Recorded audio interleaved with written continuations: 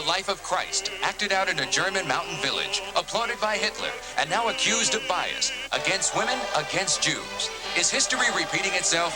Pierre Salinger with a disquieting report. The Passion Play, when 2020 continues. Soap opera got... This summer, for 4 days every week, thousands of tourists, many of them Americans, sit for 5 hours in a tiny village deep in the Bavarian Alps of West Germany, watching a play accused of perpetuating anti-Jewish bigotry. It is the famed Passion Play about the life and death of Christ. The village is Oberammergau, and its people have been obsessed with the Passion Play for centuries. They perform it roughly every 10 years. It is their life and their livelihood. Several years ago, the Roman Catholic Church repudiated the lingering image of Jews as Christ killers and unscrupulous moneylenders. A line of the play recommending the ostracizing of Jews has been taken out. But much remains that is offensive to critics. Pierre Salinger went to Oberammergau for 2020. Pierre? The controversy is actually recent, Hugh. The play was a big favorite of Adolf Hitler and the Nazis during the 1930s. Yet, curiously, the worldwide debate on the anti-Semitic aspects of the play did not really explode until the 1970s. What concerns American Jewish leaders particularly is not only that the play attracts massive crowds, but that it has spun off a number of imitations in the U.S. There are now passion plays in Spearfish, South Dakota, Eureka Springs, Arkansas, Union City, New Jersey, and Lake Wales, Florida. In Oberammergau, the residents deny the play is anti-Semitic. For them, it's the ancient tradition that counts. Oberammergau, spring 1980. As they do every 10 years, the men of the village sprout beards to prepare for their roles in the world-famed Passion Play, a reenactment of the last days and crucifixion of Jesus Christ. One of every 6 persons in this tiny German mountain village participate in this centuries-old tradition. Frescoes on the facades of the building highlight the scenes of the play. The snow-capped Bavarian Alps isolate this village from the rest of the world. The people of Oberammergau are overwhelmingly Catholic and deeply religious. The local churches are jammed every Sunday, and it is this religious fervor which remains the backbone of the continued presentation of the Passion Play. Religion here is extremely conservative and very much rooted in the past.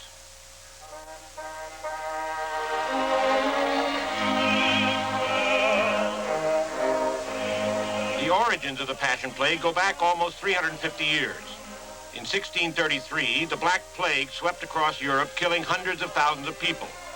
In Oberammergau, the villagers met and pledged to put on a tribute to God every 10 years if their town was spared. As legend has it, the miracle occurred. And faithful to their word, every 10 years, the people of Oberammergau repeat their pledge to God.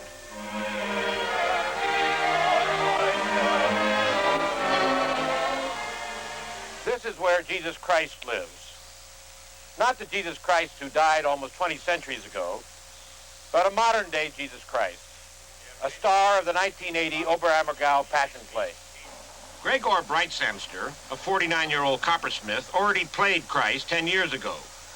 All his family memories are linked to the Passion Play. This is the Passion Play of 1922. This is my father. He played the Joan. And this is Christ, Anton Lang. This is my grandfather, also 22. He played Peter. This my father. This is my son, Norbert. He plays a Roman soldier. The scene in which Christ enters into Jerusalem shows the scope and power of this outdoor performance. It is a complete community enterprise. 800 persons, all of whom must be citizens of Oberammergau, take part in the play. The lead actors and actresses are chosen by secret ballot. This year, 2 persons have been assigned each major role because of the extended number of performances. This year's second Christ is a 21-year-old dental student, Rudy Zwink. He is the son of Oberammergau's Mayor Ernst Zwink, and he will earn about $9,000 for 7 months of rehearsals and performances, which made him interrupt his studies. Ich bin auf dem Wege nach Jerusalem. Nach Jerusalem. The other major role is the Virgin Mary.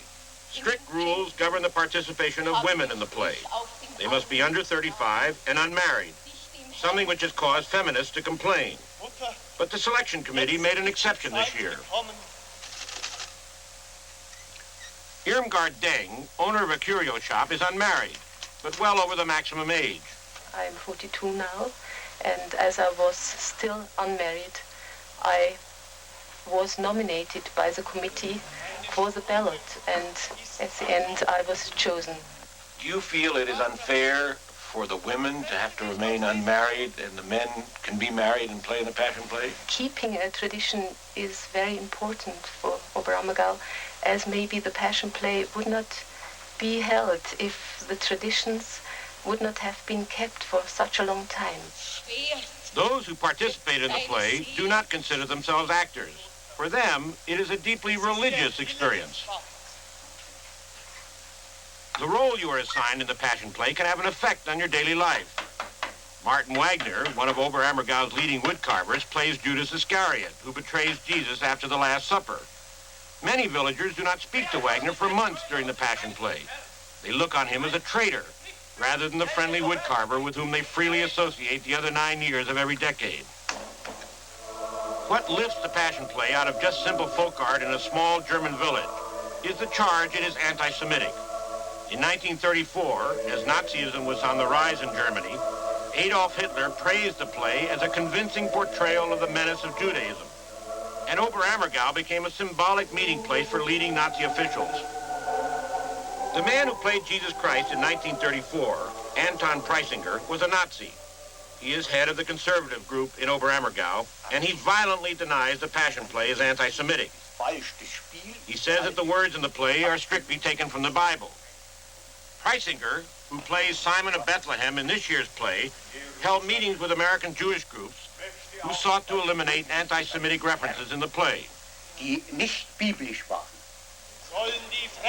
To meet the criticism of American Jews, the organizers of the play slightly altered the scene in which Jesus throws the moneylenders out of the temple by toning down the evil caricaturing of the merchants. But Rabbi Mark Tannenbaum is still not satisfied.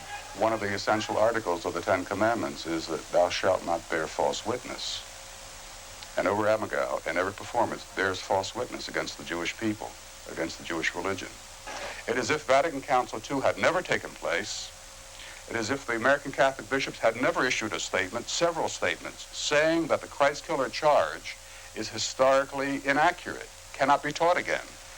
And all the major Protestant bodies have rejected it on the basis of contemporary Christian scholarship. But Oberammergau goes on as if the world is still living in the 15th century, the 14th century, and if all the anti-Semitism of medieval Europe is completely justified today. The root of the controversy lies in two versions of the play written by monks at the Ettal Monastery several miles from Oberammergau. Current day fight is between religious conservatives and liberals. There was a major attempt to modernize the play in 1977, as Father Gregory, an expert on the play, explained to us.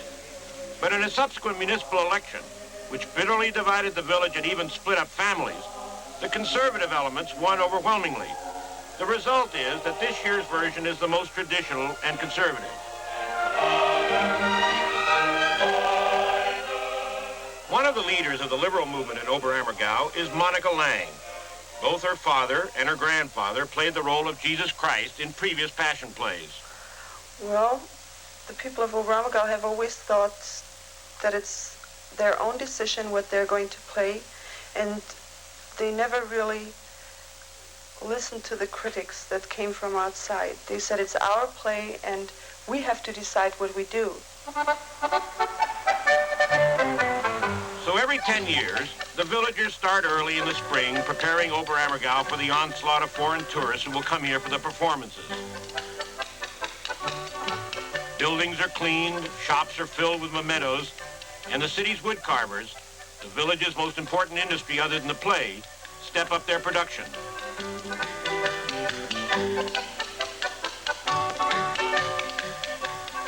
The origins of the Oberammergau Passion Play are deeply religious, but its modern-day incarnation is highly commercial.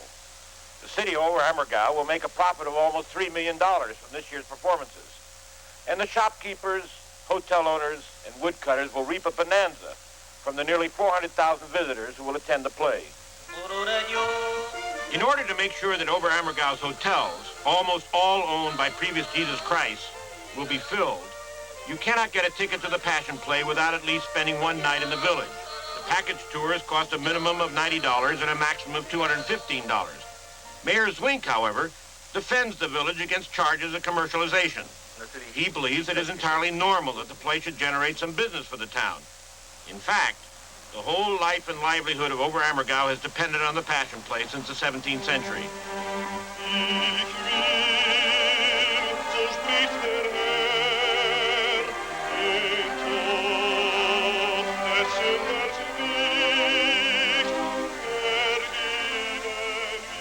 Outside the church is the Oberammergau Cemetery.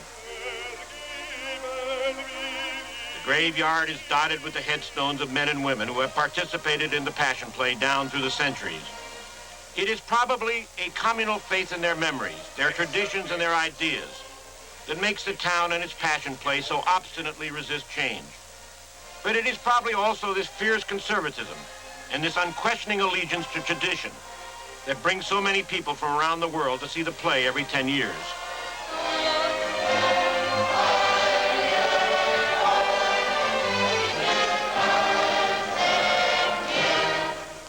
Pierre, I heard the U.S. government had taken some action against the play as a result of the charges of anti-Semitism. That's right, Hugh. The Defense Department has ordered the Army in West Germany not to advertise special tours to take American troops to the Passion Play.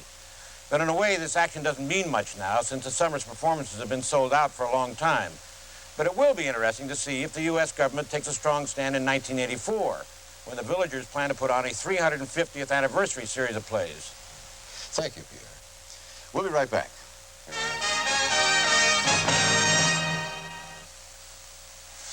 6% sugar, 19% sugar. Most cold cereals are made with processed sugar. Some are more than 40%.